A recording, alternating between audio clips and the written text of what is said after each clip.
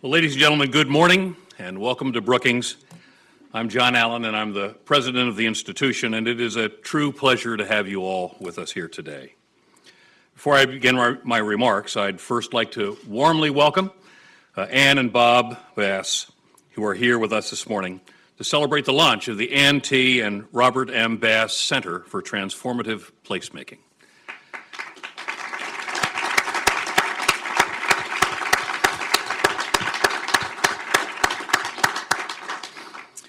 In establishing this new center, they lend their names to 100 years of scholarship, independence, and impact. On behalf of the entire Brookings community, I'd like to offer our sincere gratitude to Ann and Bob for your support and your partnership. And I'd also like to acknowledge both Amy Liu, our Vice President for Metropolitan Policy Programs, the home of the Bass Center, and Jennifer Vey, the Center Director and Senior Fellow in the Metro program. This morning's launch is particularly significant for me in any case because it is the first center to be launched under my tenure as the president of the institution, and I'm really pleased for this moment. Today, the Bass Center is one of 4 named centers at the institution, joining what is a small but venerable group of leaders and scholars conducting some of the most impactful and significant and meaningful policy research at Brookings. However, the Bass Center is unique in many and important ways among its peers. Housed in the Metropolitan Policy Program, the center will achieve its mission by working closely with other organizations and individuals, including the Partnership for Public Spaces and the National Main Street Center, all while engaging the public, private, and civic sectors of leaders across the country in its important work. And we welcome both of those other organizations to Brookings here today for this meaningful moment. Partnership is not only the core of the Bass Center's DNA, it is an essential part of how complex problems are solved at the city and at the community level. And I look forward to seeing the indelible mark that this center will make on American cities, large and small, particularly as they work with this vast and impressive network of local government leadership all across the country. With that, let me officially and publicly recognize Ann and Bob Bass for their extraordinary generosity and their timely investment in the Bass Center for Transformative Placemaking. Their support ensures that cities and towns across America have access to Brookings' finest scholars and lasting partnerships that will ensure more vibrant and inclusive communities for all. Today, with Ann's and Bob's support, and with the close partnership of Amy Liu and the Center Director Jennifer Vey, we embark upon a new journey that contributes to the ongoing story of America's urban renewal. Ann and Bob, from the bottom of our hearts, thank you.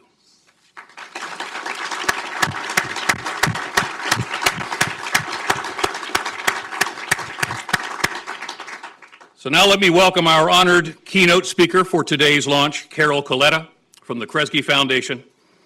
Just this past spring, Carol was named the head of the Memphis River Parks Partnership, a nonprofit organization that manages and maintains 5 miles of riverfront parks on behalf of the city of Memphis.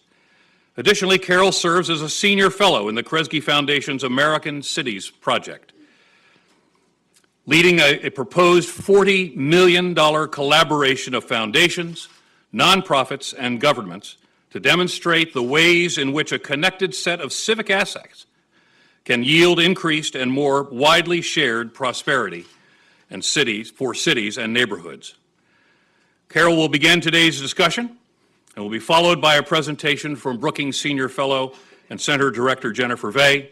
Then an exceptional panel of experts and practitioners will join us on the stage. And after that panel, we'll go out to all of you, the audience, for your questions and our answers. So ladies and gentlemen, it's going to be a wonderful discussion. One final housekeeping note, if I may, we are broadcasting this event live on webcast, so to the many viewers coming in over webcast, you are most welcome with us this morning. And as with all public events in this auditorium, today's event is open to the press and it is on the record. With that, I couldn't be more honored than to welcome to the stage Carol Coletta.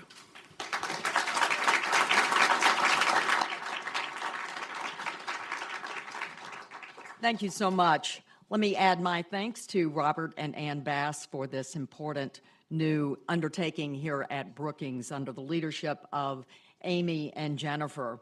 You know, placemaking has received a lot of attention over the last couple of decades, in addition to Brookings' important work on innovation districts.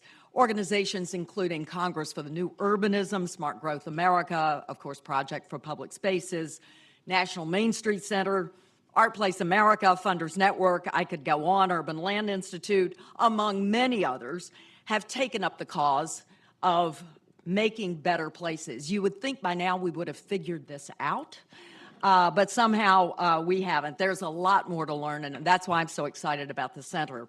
You know, these organizations are tackling placemaking at multiple scales, from region to city, to town to district to neighborhood, to a single block to a single corner. And we probably need them all because, again, we still have so much to learn about good placemaking. Jennifer, I know, is going to tell us about some of the forces that are shaping the places we live and work today. You all know what those are: technology, demographics, changing consumer taste. But as places are shaped, so too are possibilities. See, I think it's easy to make great places for people with a lot of money. I think if you can access the money, I think it's even easy to make great places, or at least good places, for people without a lot of financial means. But what's hard, I believe, is to make places of possibility where people of different ethnicities, different ages, different abilities, different sexual orientation, and especially different incomes can feel equally at home and equally welcome. But it's not even enough to get people with different backgrounds to occupy space. That's a start, it's important, but it's not enough. Places of possibility, I believe, are those places that lure people into mixing with those who are different, not because they're forced to, not because they're demonstrating progressive values, but they mix because it is delightful to do so. And those are the kinds of places we have to learn to make. Unfortunately, we're really bad at mixing, and we are becoming increasingly so. So I said it was hard, it is. Almost a third of us now live in neighborhoods that are where either everyone is rich or everyone is poor. Now, think about that, a third of us. The number of poor people living in urban neighborhoods where the poverty level is greater than 40% has doubled since 2000. And despite what we read in the urban press, there are far more neighborhoods that are declining than are gentrifying. Again, very much contrary to what we read. And maybe that's because maybe the gentrification story dominates because the flood of college-educated millennials into city centers today is so visible, with their relative affluence and the expansion of consumption driven by their disposable incomes. College-educated millennials are easy to spot, they're easy to caricature, and they're easy to resent, which is, I believe, a real shame because our cities need those college-educated people. We need them for their income, we need them for their talent. But while millennials are repopulating downtowns, middle neighborhoods are disappearing. I know there are people in this room who are working on that directly. Cities are becoming more and more polarized between the well-to-do and the poor and struggling. The big sort is on. And it's now rare for people of different incomes to live near each other, especially African Americans of different incomes. And so all of that economic polarization that's going on today has devastating consequences for children who are growing up in low-income families. The demographic makeup of a neighborhood makes a difference on generational mobility, and it turns out the worst place to be poor, the worst place to grow up poor is in a poor neighborhood.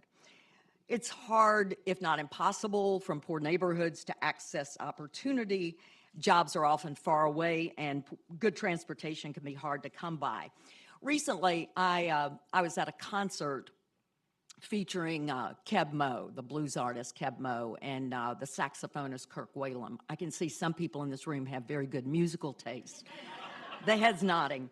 So they were in a back and forth about where inspiration for lyrics comes from. And Kirk, using, I think, lyricist shorthand to explain empathy, said, well, if you can't see them, you can't feel them. And that pretty much explains where we are with placemaking today. We are so economically segregated that we don't see our neighbors, and thus we cannot feel our neighbors, leading to a loss of trust, a loss of empathy, and increasing tribalism. That is, I believe, at the heart of a developing crisis, if not a crisis that has fully arrived in our cities and in our nation. Clearly, the forces of division and polarization are not going to sort themselves out naturally. So that's why this center is so important. I think we have to ask ourselves, what is the role of transformative placemaking in creating communities where people can be seen, can be felt, and can have more opportunity for themselves and their families? In other words, how do we make places of possibility? I hope that's what the Bass Center for Transformative Placemaking will help us all figure out, because the trend is moving in the opposite direction. Brookings, of course, occupies this unique position of influence, both to find solutions and then encourage the integration of those solutions into federal policy, and to encourage adoption locally. The Metropolitan Policy Program has demonstrated very powerfully its ability to get smart memes into the national conversation, and I hope that the Bass Center for Transformative Placemaking will have that same kind of effect. As you begin your work, I'd like to offer just some quick thoughts on where I think there may be some promising areas of inquiry. I want to point out four. The first is around scale. How can we move beyond the single project, the single district, to connect an entire city to opportunity? I think, again, we've demonstrated we can do it at a small scale. I think the question is, can we really do it at mass scale? And it's because it's tempting to slice and dice this work. This question of how can we really get to inclusion? It's easy to slice and dice it to smaller geographies, because I think that's what we can get our arms around, and often that's the scale at which we can demonstrate this kind of work and execute it. But we need policy, and again, that's what Brookings is so good at. We need policy that recognizes places of possibility must exist for people throughout our communities, for the whole community, if placemaking is truly to be transformative. I think a second question worthy of exploration by the center is this: can we fundamentally redefine infrastructure to include the civic commons? We're beginning to hear a renewed drumbeat for a big infrastructure plan, $500 billion. But the default definition of infrastructure, and you know this, is roads and bridges, with an occasional nod to transit thrown in. But our civic infrastructure, our parks, our libraries, our community centers, our rec centers, they are in abysmal shape. And in so many ways, that is the infrastructure that underpins an inclusive community.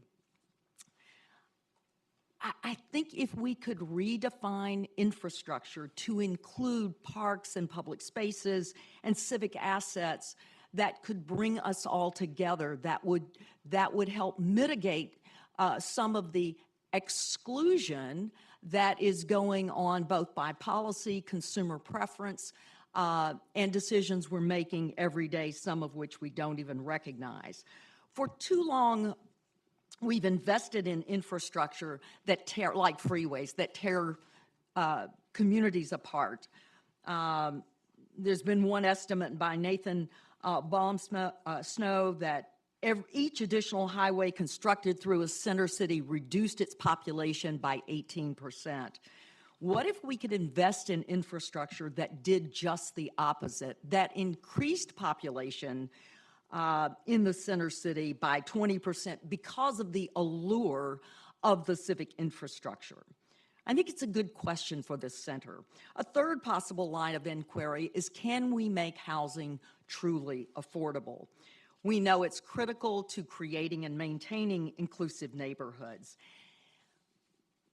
Could we tap the emerging grassroots YIMBY movement, Yes in My Backyard, where people welcome additional development in their neighborhoods? It's really a next-gen movement of people who are advocating and organizing to build places where everyone is included. What a refreshing movement. Can we tap it? Can we link on to that kind of thinking, that kind of energy in the next generation, and use it for building affordable housing and inclusive communities? What will it take to create and sustain truly mixed income communities? It takes housing, yes. It takes affordable housing, yes, but it takes more than housing units.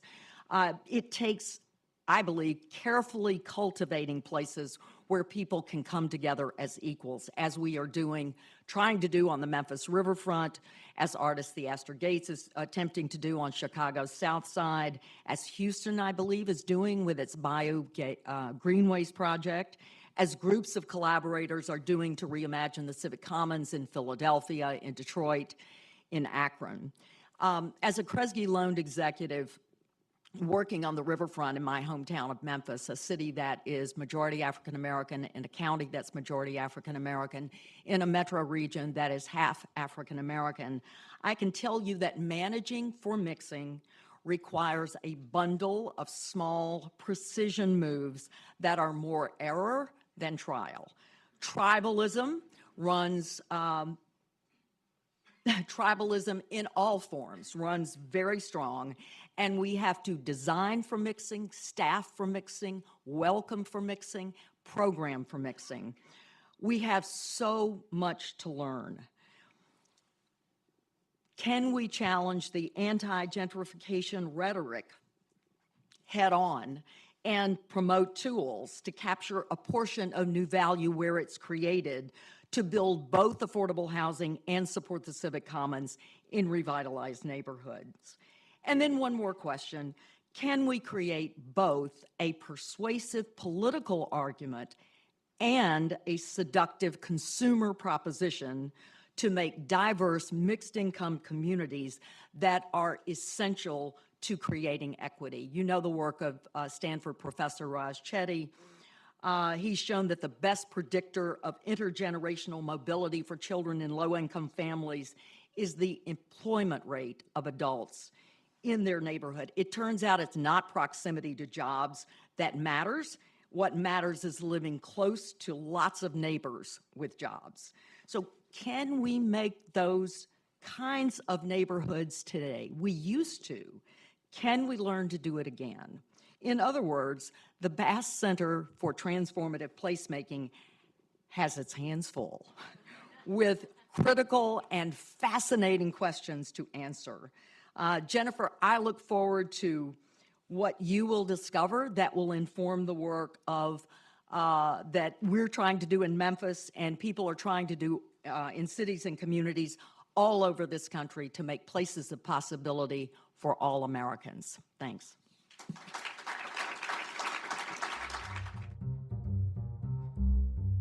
Thanks for watching. Be sure to like and subscribe for more videos from Brookings.